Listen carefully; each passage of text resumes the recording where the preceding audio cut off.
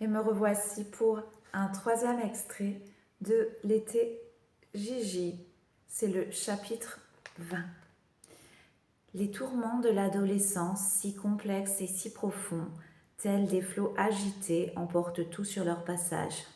Il est difficile de trouver sa place, de se comprendre soi-même et de s'accepter tel que l'on est à cet âge. Mais au milieu de ces tumultes, il y a une lumière qui brille, un éclat d'espoir qui réchauffe le cœur. C'est l'amour de soi, la reconnaissance de sa propre valeur, la confiance qui se développe en son propre chemin. Alors même que tout semble si incertain et inquiétant, on peut avancer fièrement, la tête haute, guidé par cette étincelle qui brille au fond de nous, perdu dans l'inconscient. Un potentiel, un capital, un trésor de force vive. Et quand les vents se calmeront, quand les flots s'apaiseront, les jeunes gens ivres d'hier seront capables de contempler avec fierté l'ampleur du chemin parcouru, en se disant que tout cela, il le valait bien. Mais Gigi le savait-elle seulement?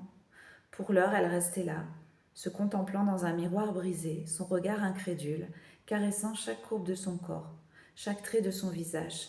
Mais malgré l'amour qu'elle portait à son être, elle se dépréciait sans cesse, insatisfaite de son apparence, de sa personnalité, de ses accomplissements.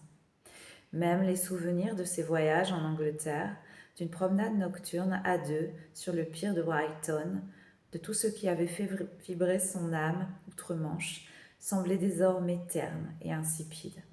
Était-ce de l'indifférence ou un dégoût de soi qui la consumait, au cœur de cette demeure détruite, en silence, la renvoyant à elle-même et à sa vision de l'avenir, encore et encore?